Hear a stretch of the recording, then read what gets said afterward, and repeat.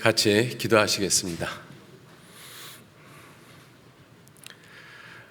은혜와 사랑이 충만하신 거룩하신 아버지 하나님, 감사합니다.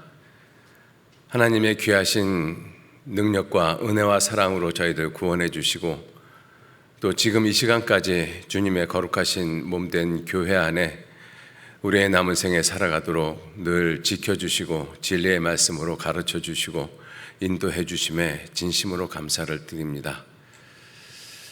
주님께서 특별한 은혜 허락해 주셔서 어저께까지 하계수양의 7차를 모두 마쳤습니다.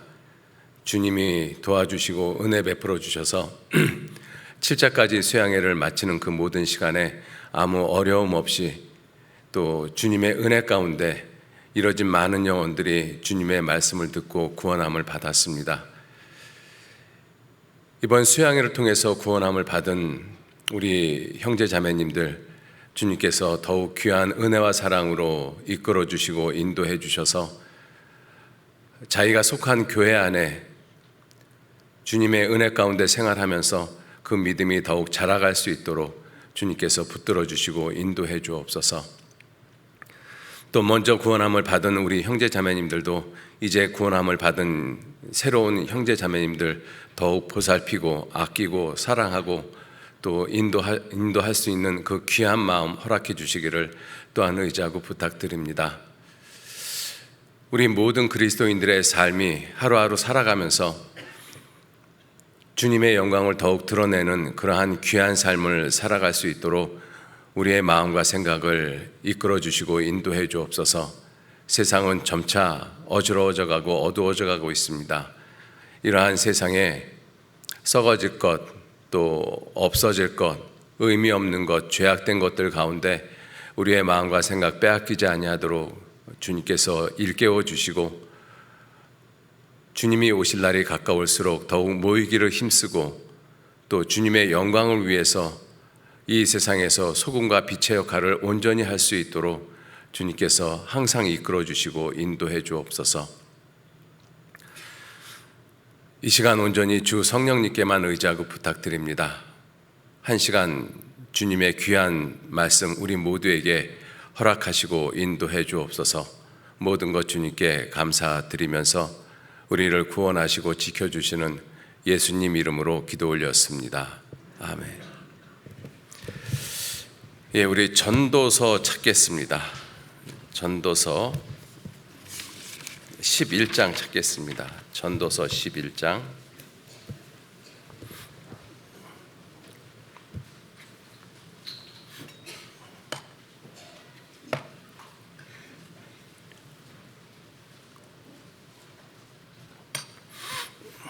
전도서 11장 8절 말씀. 8절 말씀 한 절 말씀만 같이 읽도록 하겠습니다. 사람이 여러 해를 살면 항상 즐거워할지로다. 그러나 캄캄한 날이 많으리니 그 날을 생각할지로다. 장래일은 다 헛되도다. 인사부터 다시 드릴까요? 안녕하셨습니까?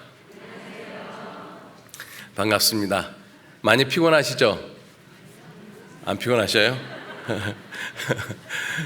저희들은 이제 어제 7차 수양회를 어제 마치고 우리 전도인들은 어제 다 복귀했습니다. 하나님이 귀한 은혜 허락해 주셔서 이 수양회가 시작될 때만 해도 상당한 염려, 걱정을 가지고 과연 7차까지 수양회를 할 수 있을까? 또 수양회 기간 중에 코로나 확진자들이 굉장히 많이 발생을 했습니다. 그래서 여러 염려 가운데 수양회가 시작이 되어졌는데 오히려 많은 형제 자매님들이 그 일 때문에 확진자가 늘어나는 그 일 때문에 훨씬 더 많이 기도를 하셨고 또 하나님이 그 기도에 응답해 주셔서 7차까지 긴 이 여정이 끝났다라고 생각합니다. 모든 것이 하나님의 은혜라는 것을 우리가 공감을 하고 있고요. 이번 그 수양회를 통해서 구원함을 받은 분들이 아마 상당히 많은 것 같습니다. 왜냐하면 실제로 현장에 참석하신 분들도 코로나 이전에 참석하신 분들 못지않게 참석을 했고, 또 인터넷 온라인으로 말씀을 들으신 분들도 상당수가 있어서 예년보다 훨씬 더 많은 분들이 참여했고 많은 분들이 구원을 받았으리라고 생각을 합니다. 자세한 통계는 아마 목사님께서 이제 말씀을 하실 것입니다. 이번 수양회를 통해서 구원함을 받은 이제 그 새로운 영혼들, 그 영혼들을 위해서 먼저 구원함을 받은 분들이 정말 더 근신하면서 더 주님 앞에 합당한 모습으로 살아야 될 것 같다라는 생각을 먼저 좀 해봅니다. 왜냐하면 이제 구원을 받은 그 새로운 형제자매님들 누구를 보는가 하면 보이지 않는 하나님을 직접 볼 수는 없으니까 그 하나님의 은혜와 사랑을 먼저 깨달으신 구원받으신 먼저 된 형제자매님들의 이 말 또 행동 그러한 모습들을 볼 수밖에 없습니다.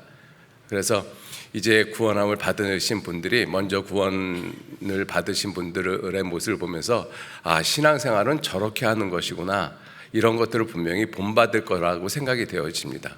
그래서 먼저 구원함을 받은 우리 모든 형제자매님들이 사실은 교회 안에서 상당한 책임이 있다. 내가 잘못 행동하고 잘못 말하고 하는 그것이 이제 막 구원을 받은 사람들의 신앙을 좌우할 수 있다는 것을 우리가 꼭 생각을 하면서 교회 안에서 신앙생활을 하셨으면 더욱더 귀한 은혜의 시간으로 하나님이 우리 모두 채워주시지 않을까 하는 생각이 들어서 먼저 좀 말씀을 드렸습니다. 오늘 말씀을 드리고자 하는 것은 이 11장 8절 말씀에 사람이 여러 해를 살면 항상 즐거워할지로다. 그러나 캄캄한 날이라는 것은 고난, 또 슬픔, 고통, 괴로움, 이러한 날들도 많을 것이다. 그리고 그러한 괴로운 날을 생각할지로다. 이렇게 말씀을 하시고 장래일은 다 헛되도다. 장래일. 여기서 장래일이라는 것이 이 세상에서 앞으로 다가오는 일들, 이 세상은 성경에 다 지나간다라고 말씀하셨습니다. 이 세상도 그 정욕도 지나가되, 이렇게 말씀을 하셨어요. 그래서 이 지나가는 세상에서 다가오는 그 모든 일들은 다 헛된 것이다. 그래서 이 전도서 1장을 읽어보면 제일 처음에 나오는 말씀이 헛되고 헛되며 헛되고 헛되니 모든 것이 헛되도다. 이 세상에서 다가오는 모든 일들은 한마디로 다 헛되다라고 이 전도서는 아주 분명하게 말씀을 하고 있어요. 그런데 이 전도서를 또 읽어보면 이 헛된 것 가운데 인생의 날이 모두가 다 헛된데 헛되지 않는 것이 있다라는 것을 분명히 말씀을 하고 있습니다. 전도서가 말씀하고자 하는 내용이 바로 그 내용인 것이죠. 잠깐 좀 몇 구절 찾아보시겠습니다. 이 8장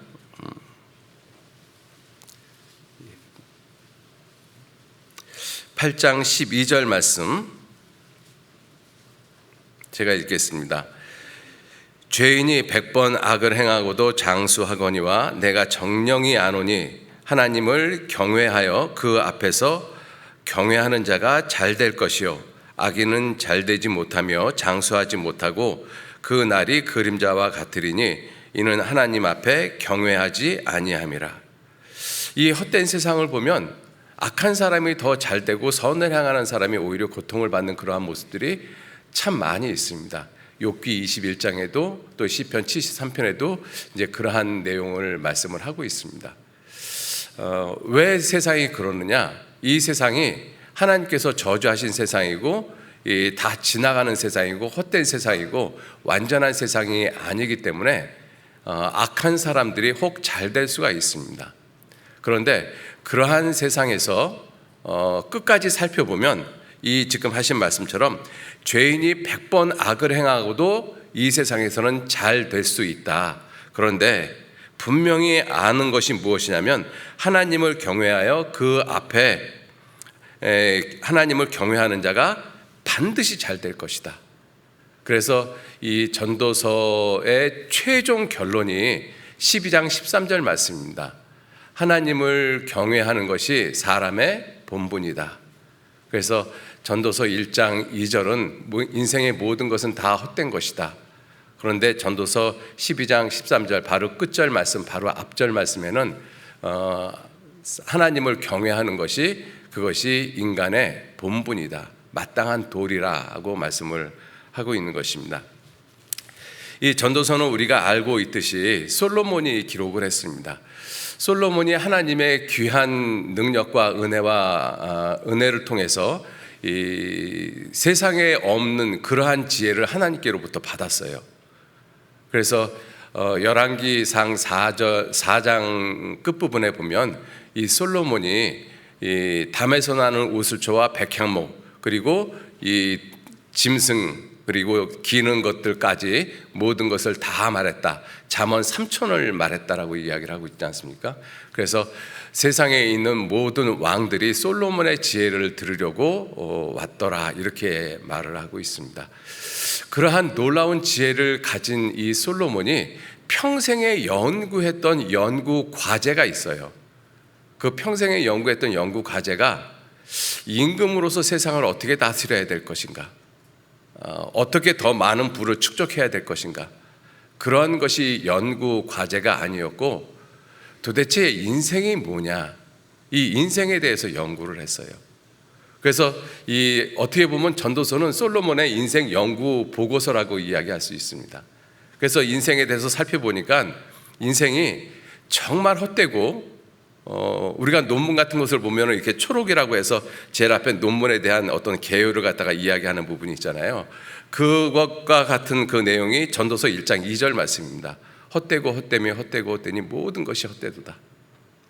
자, 그리고 그것이 왜 헛된지, 인생이 왜 헛된지를 여러 가지 사례를 통해 가지고 말씀을 하고 있어요. 몇 구절 한번 찾아보시죠.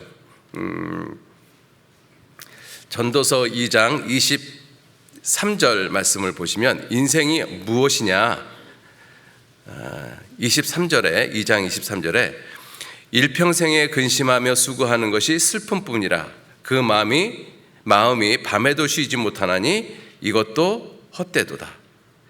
인생 평생에 근심하고 수고하는 것이 무엇을 위해서 근심하고 무엇을 위해서 수고하는 것이냐, 슬픔이다라고 말씀을 하고 있어요. 그러니 정말 인생이 헛되죠. 그리고 또 헛된 모습이 4장 8절 말씀해 보시면 4장 8절에 7절부터 읽겠습니다. 내가 또 돌이켜 해 아래서 헛된 것을 보았도다. 어떤 사람은 아들도 없고 형제도 없으니 아무도 없이 홀로 있으나, 아들도 없고 형제도 없고 아무도 없어요.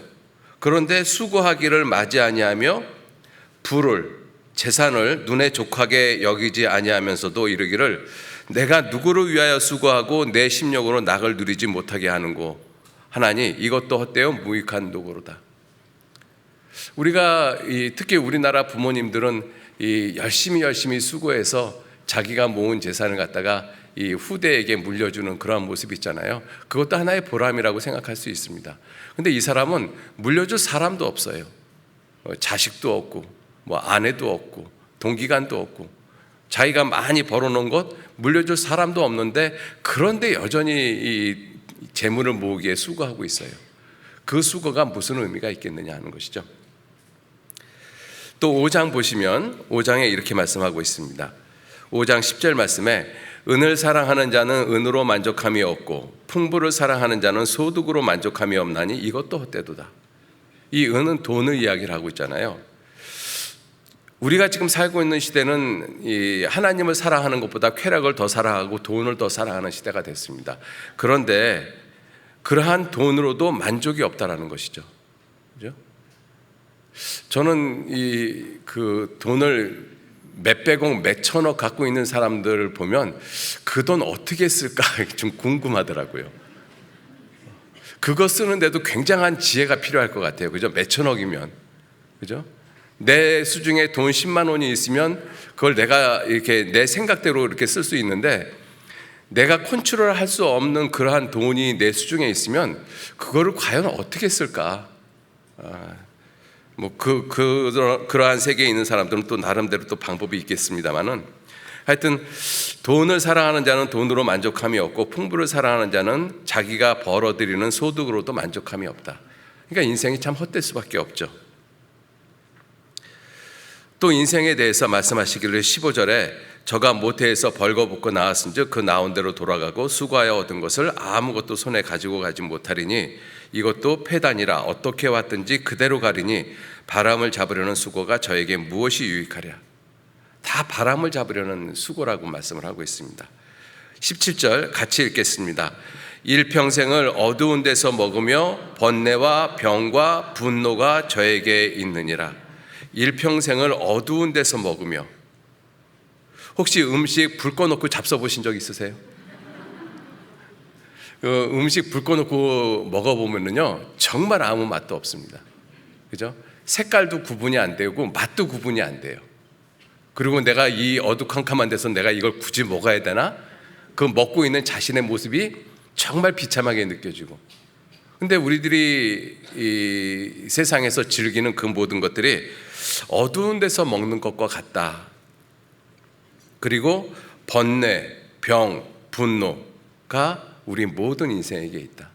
그죠? 이 나이가 들면 이 병하고는 떠날래야 떠날 수가 없는 것 같습니다. 그죠? 우리 자매님들 이제 좀 이 나이가 들어가시면 입에 달고 사시는 말씀이 뭐예요? 아이고 죽겠다, 아이고 죽겠다. 일어나면서도 죽겠다 그러고 앉으면서도 죽겠다 그러고, 그죠? 우리 몸이 그렇게 되어졌습니다. 자, 이러한 모습들을 쭉 설명을 하면서 인생이라는 것이 결국은 헛되다라는 것입니다. 그죠? 인생의 모든 날들이 헛되다라는 것이에요. 자, 그런데 그러한 헛된 인생 가운데서 헛되지 않는 것이 분명히 존재한다. 12장 보시겠습니다. 12장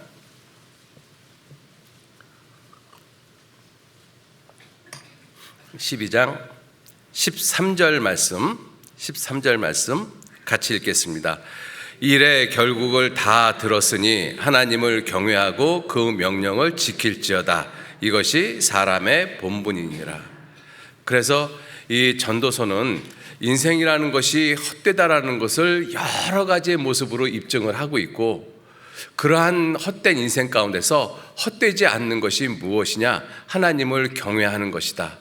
그래서 전도서의 최종 결론, 솔로몬이 연구한 인생의 최종 결론이 무엇이냐면 하나님을 경외하는 것이 사람의 본분이라고 말씀하시는 거예요. 하나님을 경외하는 것이 사람의 본분이다. 자, 우리가 그렇게 하나님을 경외하기 위해서 우리의 인생의 날이 즐거운 날도 있고 고통스러운 날도 있어요. 그래서 전도서 7장 14절 말씀에 형통한 날에는 기뻐하고 공고한 날에는 생각하라. 하나님이 이 두 가지를 인생 가운데 병행하게 하사 사람으로 그 장래 일을 능히 헤아려 알지 못하게 하셨다. 우리 인생은 즐거운 날도 있고 그다음에 고통스러운 날도 있어요. 오늘 읽은 이 본문 11장 8절 말씀에 사람이 열해를 살면 항상 즐거워할지로다. 그러나 캄캄한 날이 많으리니 그 날을 생각할지로다. 자, 인생 가운데 여러 가지의 날들이 있는데 그 날들을 그냥 지나치지 말고, 즐겁다라고 해서 마냥 즐거운 모습으로 살지 말고, 고통스럽다라고 해서 고통에 대한 신세한탄하지 말고 생각하라고 말씀하셔요. 생각하라. 그죠? 11장 8절 다시 한번 읽어드리겠습니다. 사람이 여러 해를 살면 항상 즐거워할지로다. 그러나 캄캄한 날이 많으리니 그 날을 생각할지로다. 그 날, 캄캄한 날, 고통스러운 날. 전도서 7장 14절에도 마찬가지입니다. 형통한 날에는 기뻐하고 공고한 날에는 생각하라. 우리가 인생을 살면서 생각을 해야 되는데 생각을 안 합니다. 아니, 생각을 못하도록 마귀가 만들어가요. 생각을 못하도록. 여러분들, 우리가 살고 있는 이 세상은 행복하고 즐거운 세상이 절대로 아닙니다. 왜 그런가 하면 아담과 하와가 범죄하고 난 다음에 창세기 3장 17절에 하나님께서 이렇게 말씀하셨어요. 네가 네 아내의 말을 듣고 내가 너더러 먹지 말라 한 나무의 실과를 네가 먹었은즉 땅은 너로 인하여 저주를 받고 또 가시와 엉겅퀴를 낼 것이고 너는 종신토록 이마에 땀이 흘러야 너는 밭의 소산을 먹을 것이라. 너는 흙이니 흙으로 돌아갈 것이라. 그래서 아담이 범죄한 이후에 우리 모두는 다 태어났습니다. 그 우리 모든 인생은 결국은 하나님이 내리신 저주 가운데 우리들이 살아갈 수밖에 없다라는 것입니다. 종신토록 수고해야 된다. 종신토록. 이것이 우리들이 이 세상을 살아가는 삶의 원리예요. 근본적인 원리예요. 내 손이 수고한 대로 먹을 것이라. 하나님이 저주하신 세상이 그러한 세상인 것입니다. 그 세상에서 이 솔로몬이 나름대로 인생을 연구를 해보니까 인생이라는 것이 괴로운 것이라. 그래서 전도서 1장 13절에 솔로몬이 이렇게 말을 하죠. 마음을 다하며 지혜를 써서 하늘 아래서 행하는 모든 일을 궁구하며 살핀즉 이는 괴로운 것이다. 이는 괴로운 것이다. 인생은 괴로운 것이다. 솔로몬이 그걸 알았어요. 그런데 우리가 솔로몬처럼 지혜가 있지 않다 하더라도 인생을 살아보면 인생은 괴롭다라는 거 알아요. 근데 솔로몬이 그것을 인생이 괴롭다라는 것을 알 뿐만 아니라 그 괴로운 인생이 어떻게 시작이 됐느냐 하는 것이죠. 하나님이 인생들에게 주사 수고하게 하신 것이라. 하나님이 인생들에게 주사 수고하게 하신 것이라. 하나님이 인생들에게 왜 수고하게 하셨을까? 거슬러 올라가면 에덴 동산 그 사건을 만날 수밖에 없잖아요. 아, 인간이 범죄한 이후로부터 이 세상은 수고할 수밖에 없구나. 종신토록 땀을 흘려야 되는구나. 그래야지만 우리가 밭에서 땅에서 나는 소산을 겨우 먹고 사는 것이구나. 아, 인생이라는 것은 그럴 수밖에 없는 것이구나. 그러한 괴로움을 하나님이 주신 이유가 무엇일까? 하나님이 인생들에게 수고와 슬픔을 주신 것이 하나님 본심이 아니시로다. 이 예레미야가 3장 33절에 그렇게 말씀하시잖아요. 결국은 이 땅을 갖다가 저주하시고 인생들이 종신토록 수고해서 이 음식을 먹을 수 있게끔 하나님이 이 세상을 그렇게 만들어 놓으신 이유는 하나님을 찾게 하기 위해서, 하나님을 경외하기 위해서 하나님이 그렇게 하셨다는 것을 솔로몬이 깨달은 거예요. 그래서 솔로몬이 지혜롭다라는 것이죠. 왜냐하면 솔로몬, 하나님이 주신 솔로몬과 같은 지혜가 아니면 내 인생이 괴로울 때 사람들은 보통 어떻게 해요? 팔자 타령하거든요. 아, 내 팔자가 이렇게 사납나? 그죠? 또는 재수가 없어서. 전혀 자기가 받고 있는 그러한 고통, 자기가 당하고 있는 고통이 어디서 왜 왔는지, 누구 때문에 왔는지 그거를 전혀 알지 못하죠. 근데 솔로몬이 그걸 알았잖아요. 인생에 행하는 모든 일을 연구하며 살핀즉 이는 괴로운 것이다. 그런데 이 괴로움은 하나님이 인생들에게 주사 수고하게 하신 것이라. 그죠? 자, 그러한 세상에서 수고할 수밖에 없는 그러한 세상을 하나님이 만들어 두시고 그러한 삶을 살아가면서 결국은 하나님께로 올 수 있는 길을 하나님이 열어 놓으셨는데 문제는 마지막 때가 되어지면 되어질수록 마귀는 이 세상을 좀 더 보암직하고 먹음직하고 지혜롭게 할 만큼 탐스러운, 그리고 수고 안 해도 놀면서 돈을 벌고 즐길 수 있는 세상으로 만들어 놨어요. 우리가 살고 있는 세상이 그렇잖아요. 그죠? 요즘 아이들도 유튜버가 되는 게 꿈이라고 그러잖아요. 유튜브 동영상 하나 잘 올려서 이 조회수가 몇백만 뷰, 몇천만 뷰 이렇게 되어지면 그냥 앉아서 돈 벌잖아요. 놀면서. 그죠? 그런 세상을 만들어 놨어요. 그러니까 그러한 세상을 살아가는 사람이 굳이 하나님을 왜 찾습니까? 내가 놀면서 돈을 벌고 즐거운데. 자, 그러한 세상을 만들어 놨습니다. 지금 세상은. 그죠? 근데 성경은 아까 이 전도서 7장에도 말씀을 하셨지만 8장에 죄인이 100번 악을 행하고도 장수하거니와 내가 정령이 아노니 하나님을 경외하여 그 앞에서 경외하는 자가 틀림없이 잘 될 것이다. 그죠? 그래서 우리 인생 가운데 어떤 사람들의 인생을 보면 저렇게 수고하고 저렇게 고생하면서 저렇게까지 할 필요가 뭐 있어? 그냥 좀 대충 살면 되지. 우리가 교회 안에서도 그런 말을 하는 경우가 종종 있을 수 있습니다. 이 선지자들의 삶을 보면 하나님의 말씀이라고 꼭 그렇게까지 할 필요가 있나? 그냥 그렇게 했다라고 하고 대충 하나님 말씀은 전하면 되지. 그런데 이 성경에 있는 믿음의 선지자들의 모습을 보면 하나님이 말씀하신 대로 살아갑니다. 그 말씀하신 대로 살아가는 삶이 정말 고난이에요. 정말 괴로움이고, 굳이 그렇게까지 할 필요까지 있을까? 그런데 그러한 선지자들의 삶을 통해서 하나님은 성경을 기록을 하셨습니다. 하나님은 사람을 경고하시고. 몇 구절만 찾아보시죠. 이사야서 20장 한번 보시겠습니다. 이사야 선지자에 대한 내용인데요. 이스라엘 백성들이 하나님을 의지하지 않고 이방 나라들을 의지했었을 때, 하나님께서 아수르 왕 사르곤이 아스돗을 쳐서 취하던 때에 이 이사야 선지자에 대해서 이렇게 말씀을 하셨어요. 어떻게 말씀을 하셨는가 하면, 한번 제가 읽어드릴 테니까 한번 가만히 한번 보셔요.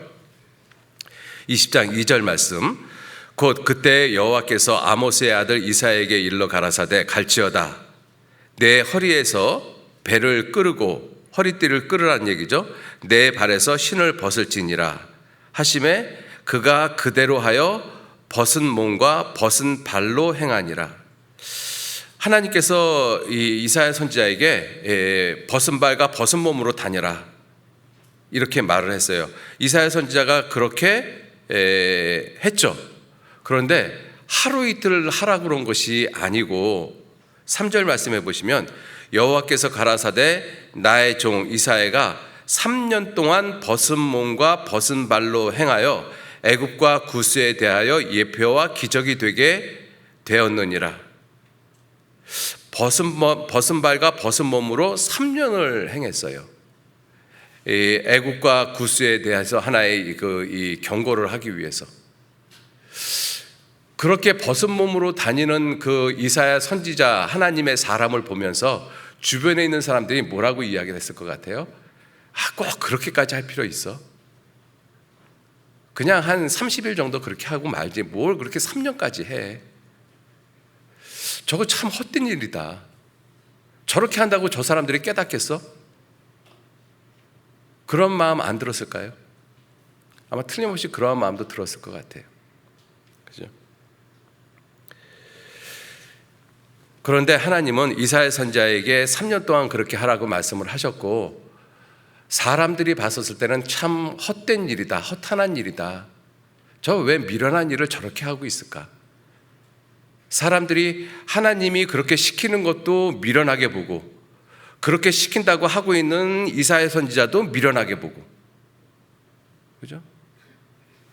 우리가 성경을 보면 성경의 분명한 진리를 사람들이 미련하게 여기는 경우들이 굉장히 많이 있습니다. 너무 지나치다, 헛되다, 그렇게까지 할 필요가 있냐? 그런데 하나님은 그렇게 하라고 말씀하셨잖아요.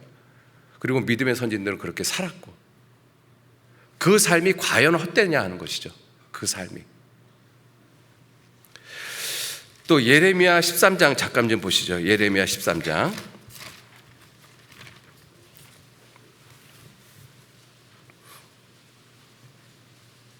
예레미야 13장. 예레미야에게 하나님이 말씀하신 것입니다. 예레미야 13장 1절.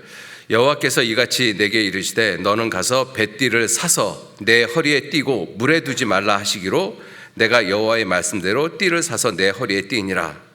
여호와의 말씀이 다시 내게 임하니라. 가라사대 너는 사서 내 허리에 띈 띠를 가지고 일어나 유브라데로 가서 거기서 그것을 바위 틈에 감추라 하시기로 여호와께서 내게 명하신 대로 가서 그것을 유브라데 물가에 감추니라.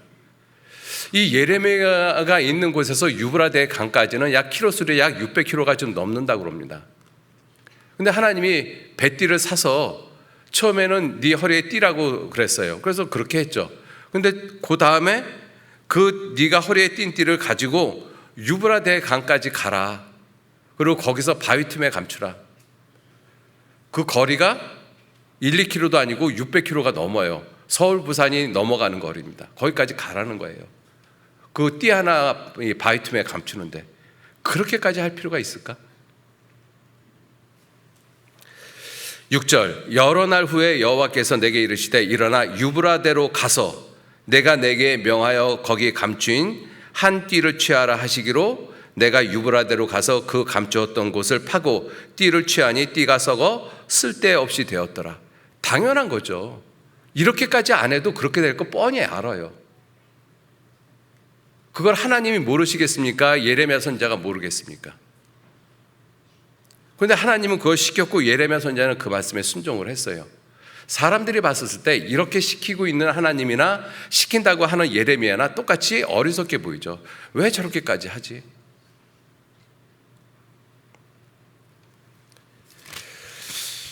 예레미야 20장 한번 보시죠. 예레미야 20장 보시면 이렇게 하나님의 말씀대로 해서 결국은 예레미야 시대 때 예레미야가 많은 고난을 받습니다. 자, 그래서 이 예레미야가 이렇게 이야기를 하죠. 20장 7절 말씀. 여호와여, 주께서 나를 권유하심으로 내가 그 권유를 받아 싸우며 주께서 나보다 강하사 이기셨으므로 내가 조롱거리, 사람들에게, 이스라엘 백성들에게 조롱거리가 되니 사람마다 종일토록 나를 조롱하나이다. 그런 모습으로 살면 조롱거리가 될 수밖에 없겠죠. 8절, 대저 내가 말할 때마다 외치며 강포와 멸망을 부르짖으오니 여호와의 말씀으로 하여 내가 종일토록 치욕과 모욕거리가 됨이니이다. 9절 같이 읽겠습니다.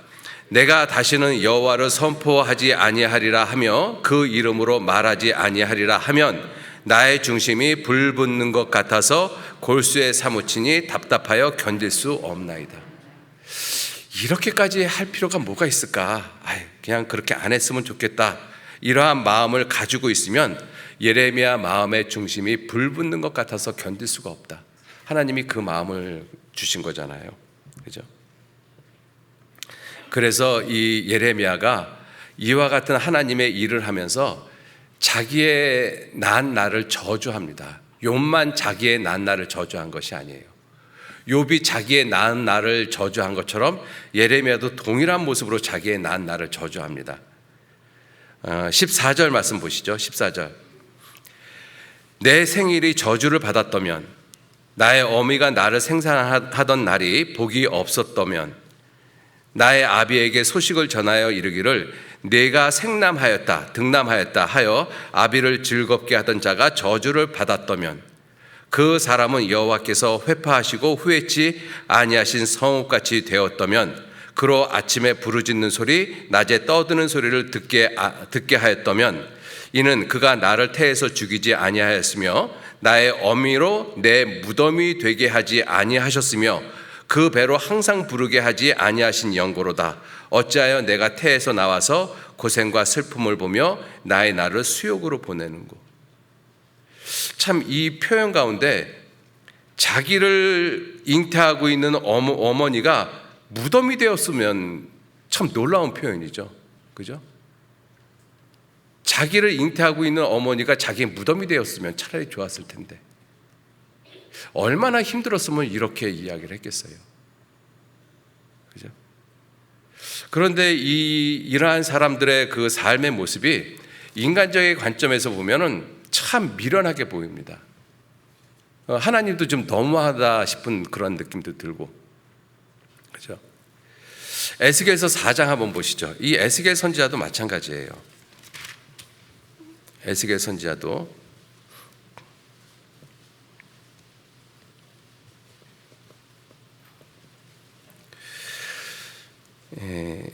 에스겔서 4장 4절 말씀 보시겠습니다. 하나님이 에스겔 선지자에게도 또 이렇게 말씀하셔요. 너는 또 좌편으로 누워 이스라엘 족속의 죄악을 담당하되 내 눕는 날수대로 그 죄악을 담당할지니라. 내가 그들의 범죄한 횟수대로 내게 날수를 정하였나니 곧 390일이니라. 너는 이렇게 이스라엘 족속의 죄악을 담당하고 그 수가 차거든 너는 우편으로 누워 유다 족속의 죄악을 담당하라. 내가 내게 40일로 정하였나니 1일이 1년이니라. 너는 또 에호산 예루살렘을 향하여 팔을 벗어 매고 예언하라. 내가 줄로 너를 동이리니 내가 에워싸이는 날이 맞도록 몸을 이리저리 돌리지 못하리라. 390일 동안 한쪽으로 누워 자면 어떤 현상이 벌어질 것 같아요? 여러분들 이 풍이 걸려서 이렇게 누워 계시면 욕창이 들잖아요. 그죠? 며칠만 누워도 욕창이 듭니다. 390일을 한쪽으로만 누워 있으래요. 한쪽으로만. 여러분들 오늘 밤 주무실 때 오른쪽 한쪽으로만 딱 주무셔 보셔요.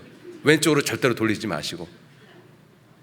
그럼 아마 그 에스겔 선지자의 마음을 좀 읽을 수 있을 것 같아요. 이렇게까지 하라고 말씀하신 이유가 도대체 뭘까?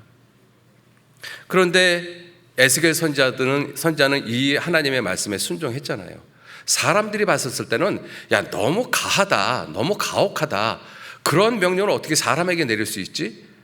그거 헛된 거 아니야? 의미 없는 거 아니야? 미련한 거 아니야? 그런데 그러한 하나님의 말씀을 이 믿음의 선진들은 그대로 행했어요. 그렇게 성경을 기록을 했습니다. 그냥 단지 지식적으로 듣고 기록을 한 것이 아니라 그들의 삶을 통해서 고통스러운 날들을 통해서 성경이 기록되어졌다는 것입니다. 읽어보면 더 이 놀라운 모습들이 있어요.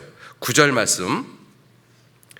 너는 밀과 보리와 콩과 팥과 조와 귀리를 가져다가 한 그릇에 담고 떡을 만들어 내 모로 눕는 날수 곧 390일에 먹되 너는 식물을 달아서 하루 20세겔 중씩 때를 따라 먹고 물도 흰 6분의 1씩 흰 6분의 1이면 약 600cc 정도 됩니다. 되어서 때를 따라 마시라. 너는 그것을 보리떡처럼 만들어 먹되 그들의 목전에서 이스라엘 백성들의 목전에서 인분이 뭐예요? 사람의 배설물입니다. 그 인분을 가져다가 불을 피워서 구울지니라. 사람의 배설물로 불을 피워가지고 그 떡을 구워서 먹으라는 것입니다. 참 놀랍죠. 그죠? 그래서 예레미야 선지자가 그것은 하나님께 이야기를 했어요. 어떻게 이야기를 했는가 하면 13절 여호와께서 또 가라사대 내가 열국으로 조차 흩을 이스라엘 자손이 거기서 이와 같이 부정한 떡을 먹으리라 하시기로 내가 가로되 오호라 주 여호와여 나는 영혼을 더럽힌 일이 없나이다. 어려서부터 지금까지 스스로 죽은 것이나 짐승에게 찢긴 것을 먹지 아니하였고 가증한 고기를 입에 넣지 아니하였나이다. 여호와께서 내게 이르시되 쇠똥으로 인분을 대신하기를 허하노니 너는 그것으로 떡을 구울지니라. 사람이든 짐승이든 그 배설물로 불을 피워서 음식을 만들라는 것입니다. 우리들 시대 같으면 그 음식 먹겠습니까? 그죠? 그런데 하나님은 그러한 말씀들을 믿음의 선진들에게 하셨고 그리고 그들은 그 말씀에 그대로 순종을 했어요. 그러한 모습이 하나님을 알지 못하는 사람들한테는 참 미련하게 보입니다. 미련하게 보여요. 여러분들 이 헛된 세상에 그러한 하나님의 뜻이 헛된 것처럼 보이거든요. 그런데 하나님이 보실 때 진정으로 헛된 것은 하나님을 경외하지 않는 삶이 진정으로 헛된 것입니다. 그게 미련한 거예요. 여러분들 이와 같은 이 선지자들의 모습에 가장 분명한 모습으로 드러나는 모습이 바로 예수 그리스도의 삶의 모습입니다. 십자가의 모습이에요. 성경은 십자가에 대해서 어떻게 말씀하시는가 하면 이렇게 말씀하십니다. 고린도전서 1장 한번 보시죠.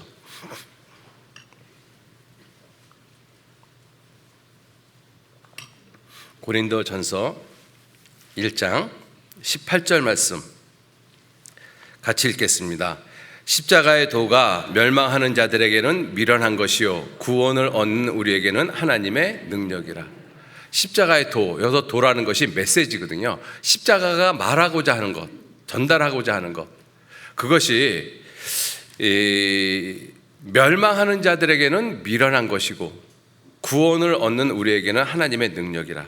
십자가가 하나님을 못 믿고 있는 사람, 멸망하는 사람, 이방인들, 그들에게는 미련하게 보여요. 23절에도 그렇게 말씀하시잖아요. 우리는 십자가에 못 박힌 그리스도를 전하니 유대인에게는 거리끼는 것이요 이방인에게는 미련한 것이로되. 십자가가 미련하게 보입니다. 그죠?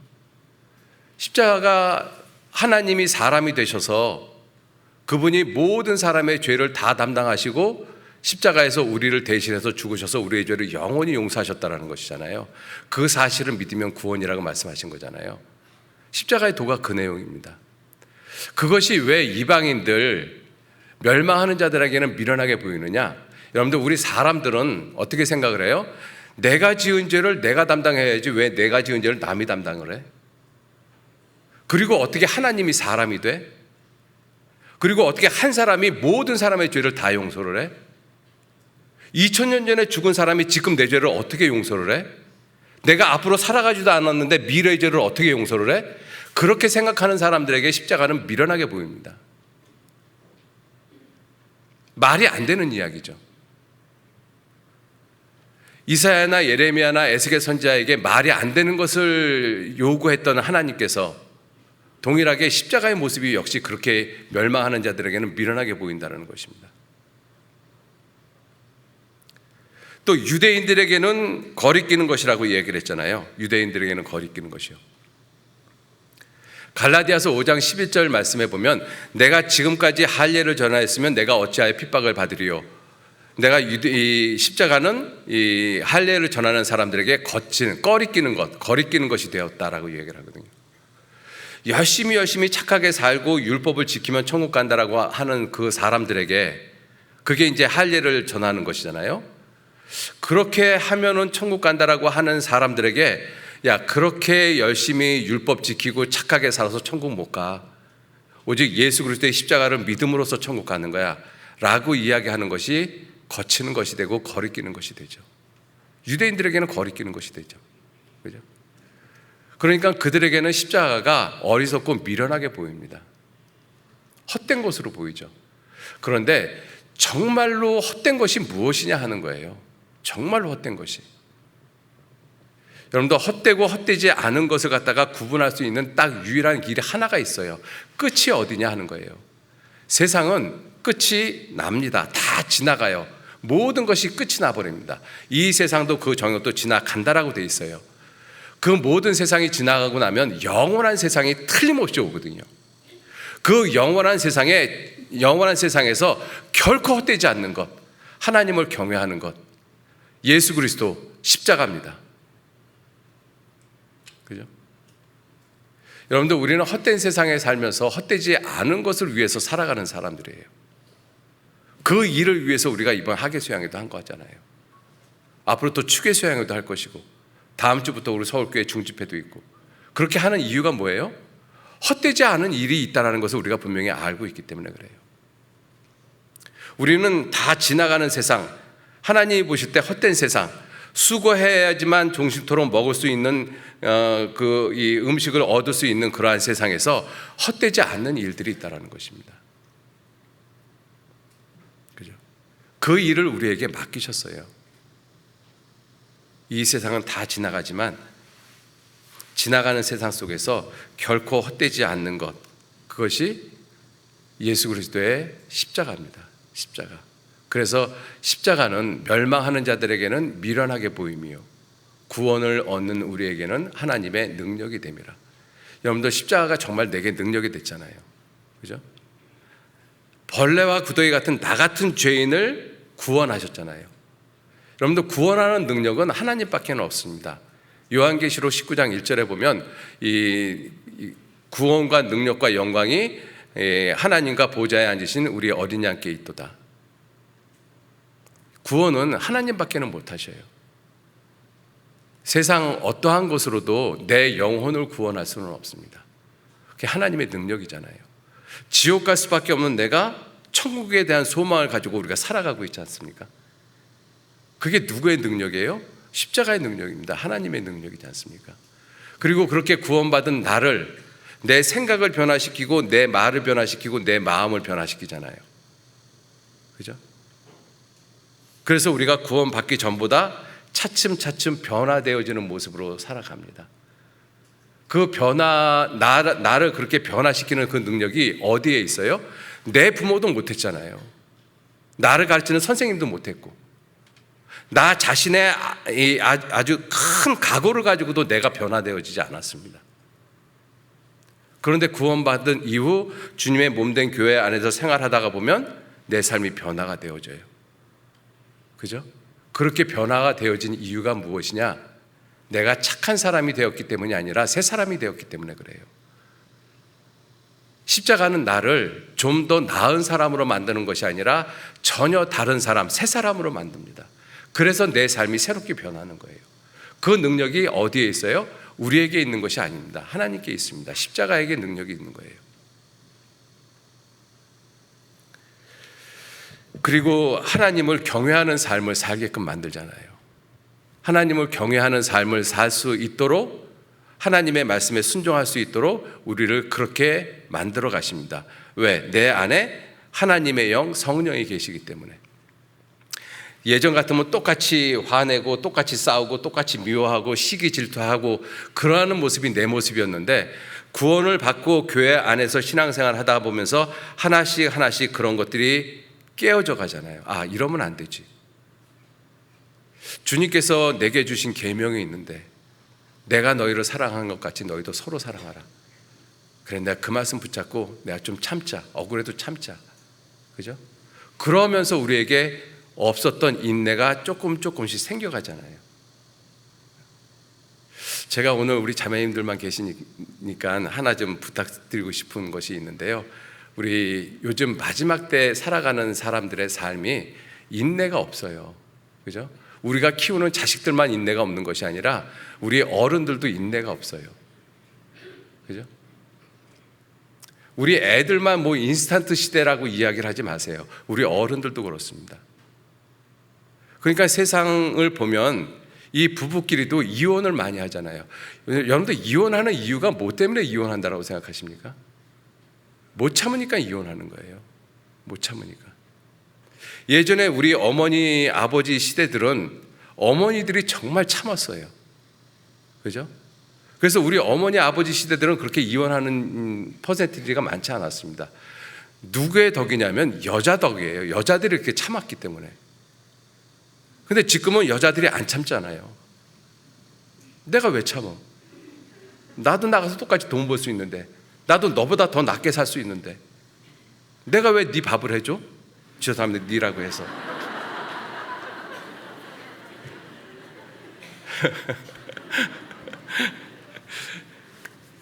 죄송합니다, 이렇게 말을 해서. 그런데 정말 세상엔 그런 모습들이 있잖아요. 그죠? 그래서 어떤 유머라든지 어떤 광고라든지 이런 것을 보면 전부 다 남자들이 비하되는 모습의 그 광고나 유머들이 많아요. 그죠? 하루 세 끼 꼬박꼬박 잡수시는 남편을 보고 뭐라고 얘기를 해요? 차마 제 입으로는 이야기를 못하겠습니다. 거기에다가 종종 간식까지 드시는 분은 뭐라 그래요? 그게 전부 다 남자들 비하시키는 모습이잖아요. 그죠? 그러한 것들이 은연중에 우리 자매님들 이 뇌리 속에도 머물러 있습니다. 그죠? 그래서 남편이 그리 귀하지가 않아요. 여러분들, 우리 자매님들은 남편을 귀하게 여기셔야 돼요. 정말로. 그죠? 남편이 사실 보면 남자들하고 여자들하고 객관적으로 놓고 보면 여자들이 훨씬 능력이 많다라는 것을 인정할 수밖에 없어요. 진짜 보면 똑똑하거든요.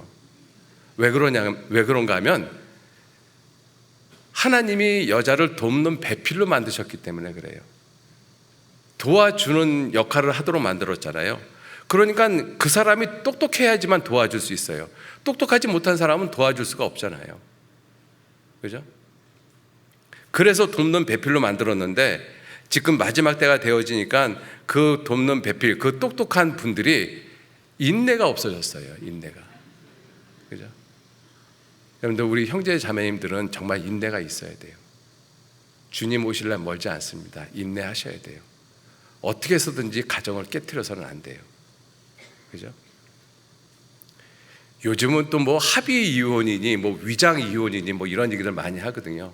재산을 보호하기 위해서 뭐 법적으로 이혼 소송을 밟고 그냥 살기는 같이 살겠다고. 여러분들 그리스도인들이 그런 생각 갖는 것 자체가 죄라는 거 아셔야 돼요. 여러분들 우리가 법적으로 이 대한민국 법으로 인정했다고 우리가 이 부부가 됐습니까? 아니에요. 하나님께서 인정해 주신 거잖아요. 하나님께서 짝지어 주신 것을 사람이 나누지 못할지니라. 여러분들 세상에 있는 트렌드는 그건 세상에 있는 트렌드예요. 그것을 교회 안으로 가지고 들어오면 절대로 안 돼요. 그죠? 여러분들 한번 생각해 보세요. 동성연애에 대한 부분을 성경에서 기록을 하고 있잖아요. 그죠? 남자끼리 여자끼리 나쁜 짓 하지 말라고. 여러분들 그러한 것을 기록했던 시대가 우리나라 조선시대처럼 뭐 남녀 유별이 아주 분명했던 시대라고 생각하십니까? 아니에요. 로마 시대예요. 로마 시대 때 이미 그러한 일들이 있었잖아요. 그죠? 남자끼리 여자끼리. 그게 로마서 1장의 말씀이잖아요. 그런 시대에 그렇게 남자끼리 여자끼리 음행하지 말라고 말씀하신 거예요. 우리가 그러한 것을 보면서 성경을 고리타분한 옛날 이야기로 생각하시면 절대로 안 되십니다. 그죠? 마지막 때가 되어질수록 마귀는 우리를 혼동스럽게 만들어놔요. 참지 못하도록 만들어 놓습니다. 근데 마지막 때가 되어질수록 우리 그리스도인들은 참아야 돼요. 인내하셔야만 됩니다. 그 참고 인내하는 능력이 누구에게서부터 오는 것이냐면 하나님께로부터 와요. 그죠? 그게 십자가의 능력인 것입니다. 내가 십자가를 붙들면 참을 수 있어요. 왜? 십자가는 내가 평생 당하는 억울한 일보다 더 억울한 것이 십자가이기 때문에 그렇습니다. 십자가 보고 참으셔야 돼요. 끝까지. 주님 오실 때까지. 시간이 벌써 다 돼서 나머지 부분이 있는데 말씀을 못 드리겠습니다. 하여튼 한 가지만 말씀을 드리면 디모데 후서 4장 7절에 바울 사도께서 내가 선한 싸움을 싸우고 나의 달려갈 길을 마치고 믿음을 지켰다라고 말씀하시잖아요. 세상 이렇게 되어지는 모습을 정치, 경제, 사회, 문화, 군사 모든 면으로 봐도 성경에서 말씀하시는 마지막 때의 모습이 성큼성큼 우리에게 다가오고 있습니다. 언제 우리가 갑자기 주님 앞에 나타날지 모르는 시대에 우리들이 살고 있습니다. 그래서 주님 보시기에 합당한 모습, 사람들이 볼 때 저건 미련해, 너 왜 그렇게까지 하면서 신앙생활을 해, 그렇게 이야기하는 것은 그 사람들 몫이고 나는 하나님 말씀이 그렇다라고 그러면 그렇게 살아야 되는 거예요. 이사야 선지자가 그랬고 예레미야 선지자가 그랬고 에스겔 선지자가 그랬고 믿음의 선진들이 그랬고 예수님께서 그렇게 죽으셨습니다. 그게 십자가에 미련한 것이잖아요. 그죠? 여러분들 우리 십자가 앞에서 똑똑해질 필요가 없어요. 멸망하는 자들에게 미련하게 보이는 그 십자가가 내게 능력이 됐습니다. 그 십자가가 내게 능력이 됐잖아요. 그 십자가만 붙들고 십자가로 자랑해야 돼요. 나의 자랑은 오직 십자가뿐이로다. 그러한 마음 가지시고 우리 그 남은 시간들, 올해뿐만 아니라 주님 오실 때까지 남은 시간들 잘 마무리하시기 부탁드리겠습니다. 같이 기도하시죠. 하나님 귀한 은혜와 사랑에 진심으로 감사드립니다. 멸망하는 자들, 이방인들, 유대인들에게는 거리끼는 것, 미련하게 보이는 그 십자가가 내게 능력이 되고 내게 영광이 되도록 주님 우리 모두 일깨워 주시고 인도해 주옵소서. 세상 헛된 것들, 의미 없는 것들, 미련한 것들 가운데 우리의 마음과 생각 빼앗기지 아니하도록 주님 도와주시고 그 능력의 십자가를 오직 의지하고 오직 하나님의 영광만을 위해서 살아가는 참된 그리스도인의 삶을 살아갈 수 있도록 우리 모두 이끌어 주시고 인도해 주옵소서. 모든 것 주님께 감사드리면서 우리를 사랑하시고 지켜주시는 예수님 이름으로 기도 올렸습니다. 아멘. 수고하셨습니다.